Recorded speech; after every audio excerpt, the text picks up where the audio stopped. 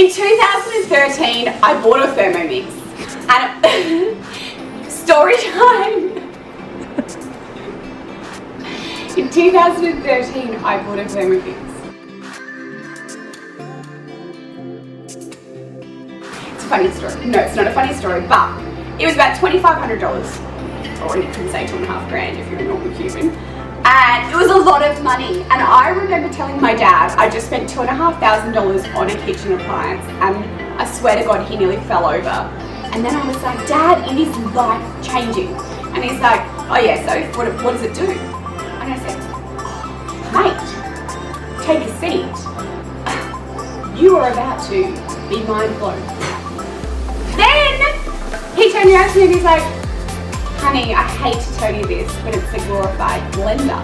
And I was like,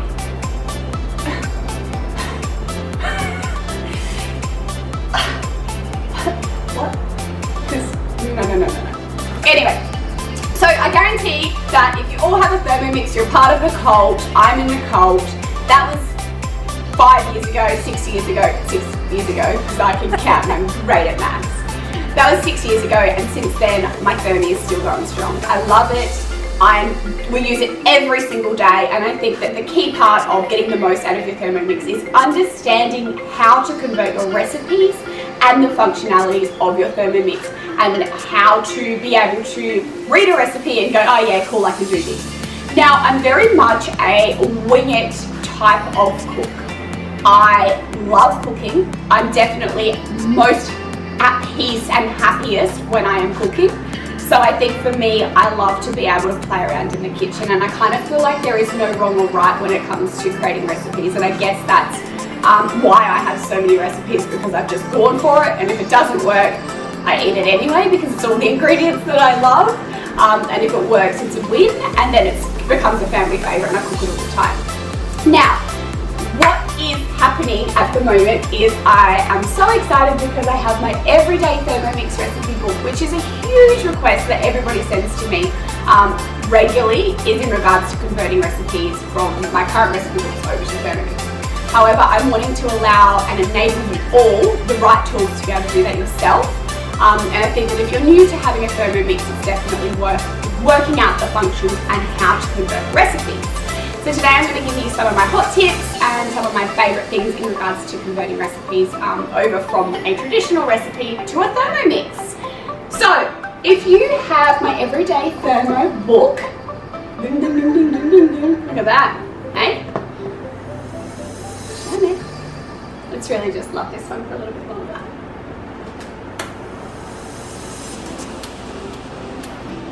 Okay, that's enough. Alright, right, you've got it, cool. Thanks. But anyway, you will notice that inside the Everyday Thermomix book, there's a few chapters leading into the recipes, and I guess one of the most important chapters is the functionality of the Thermomix. Now, if you do have a Thermomix, you will understand it chops, it blends, it steams, it cooks, it boils, it sautés. It kneads, so you don't have to knead anymore. There's no kneading pizza dough for 20 minutes. It's a simple 30-second touch of a button because, you know, how lazy are we these days? Touch, boom, gone. Risotto in the Thermomix, amazing. It's not like sticky, gluggy rice that you're stuck on the saucepan because you're a crappy cook. Like, I mean, who's done that before? Anyway, you can reverse it so that you're literally standing there, instead of standing there stirring consistently, it is no longer a deficit of task. You no longer have to do that. It does it for you. So I should point out at this point, I'm not actually a Thermomix consultant. I've got no sort of collaboration with Thermomix. I guess I'm in the cult. How am I in the cult? I'm not in the cult. Anyway, go. Make your own decision. You can get it, you don't have to get it. Anyway, cool. So learn how to use it, learn how to use your functions, learn how to use the steamer, have a play around with it. It will take you some time. Once you get your head around the functionalities, it's going to be life-changing for you. Now,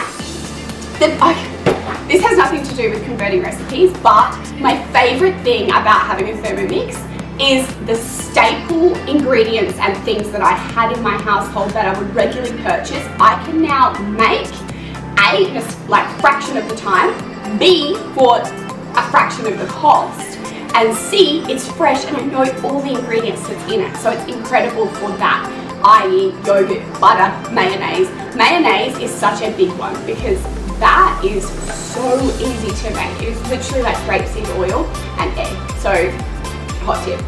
Anyway, converting recipes. Now, when you are looking to adapt a recipe, what I'm going to do is I'm just going to find any sort of recipe. So I'm going to start with something very basic. So a smoothie. If you do have the Bod Fuel recipe book, it is on page 132. Now, essentially, as long as your smoothie does not contain, it's not going to do this, but let's just throw it in there. It may. If your smoothie had celery, and it had blueberries, and it had coconut water and protein powder, and almonds. Now, looking at all of those ingredients, the celery is not going to cut or blend as quickly or as fast as the other ingredients. So if I was you, I would throw the celery in first with a liquid, so the coconut water and the celery together, and then I would add the rest in.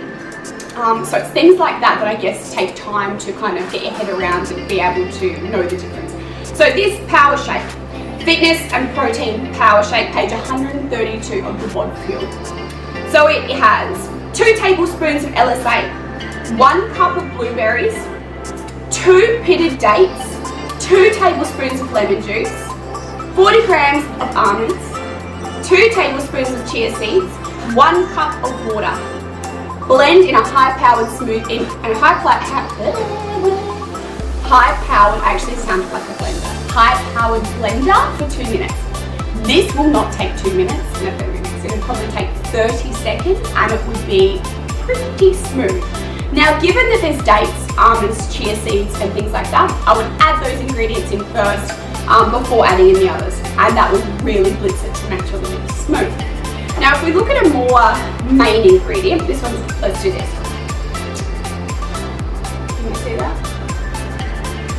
Just in case you don't have this on page 94. Okay, so in regards to this one, this is the ingredient list and this is the steps.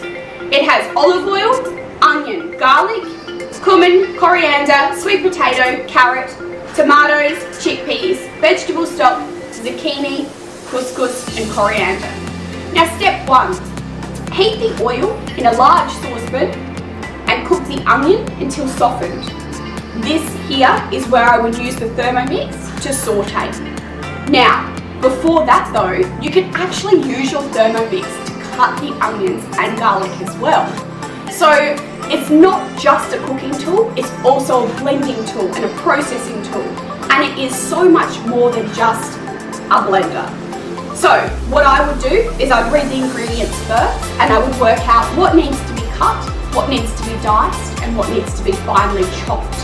Now these ingredients and these different methods are according to the speed that you put it on. So if we were going to cut up garlic, we wanted it to be fine, we would turn it up a little bit higher and for a little bit longer. If we only wanted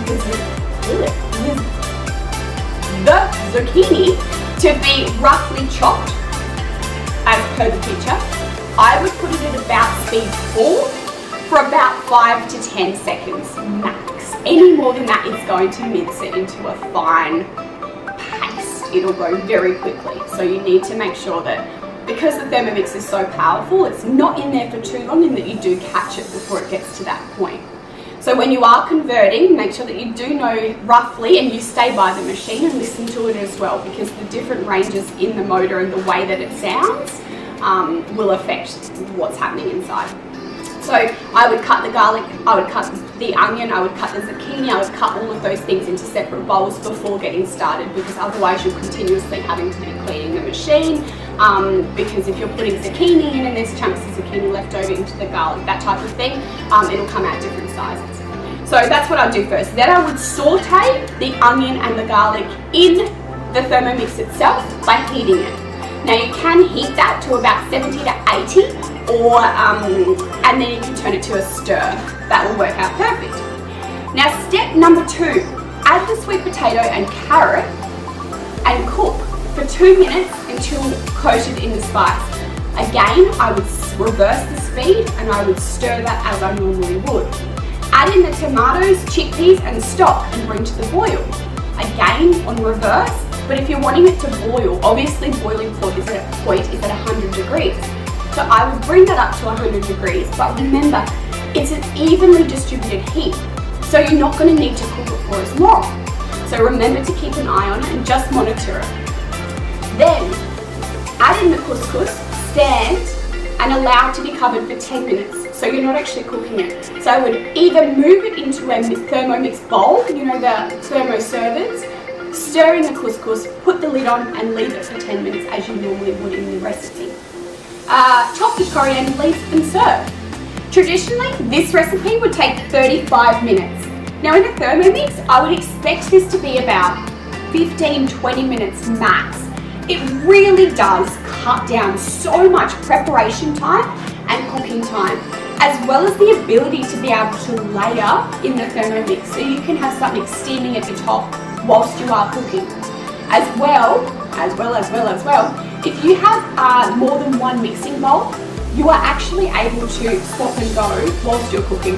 So if something goes onto the Thermomix and you're cooking for say 15 minutes with it on high heat, you can clean the other mixing bowl at the same time so that you can continuously be using it. I found that my Thermomix, once I learned how to use the functionalities, converting the recipes over was a lot easier. So if you are a thermy lover and you have got a thermal appliance, remember that there's so many brands out there on the market now. You can use any thermal appliance, doesn't have to be Thermomix branded. Remember to really know how to learn how to use your machine, know how to use it, learn how to use the functions, and converting your recipes will be a lot simpler. I'm so excited for this recipe book because it's been such a long time coming and so many people have requested it. So I cannot wait. I hope this is going to be a huge game changer in Australian or worldwide families because it is such a fast, convenient way to cook. And I think that it definitely cuts down on being able to make more things from scratch a lot faster. I think it's also allowed a lot of partners who wouldn't normally get into the kitchen to be able to jump in, as well as kids. I know that from my perspective, my 12-year-old is now able to make dinner once a week by using the Thermomix and the recipes that we are able to provide and guide him with. I feel like it gives me the benefit of the safety factor of him not being able to hurt himself as much because the blades he's not able to put his hand into and things like that when it is cooking. So huge benefits with cooking with a thermal appliance. I cannot wait to see everyone's recreations and I can't wait to hear some feedback. Now Everyday Thermo is out for pre-sale on the 19th of May at 10 AM with a special discount of 20% off when you use the special discount code. I will give it all to you in the content below and I cannot wait to see your recreations. Thanks for the support guys and I hope that you love it.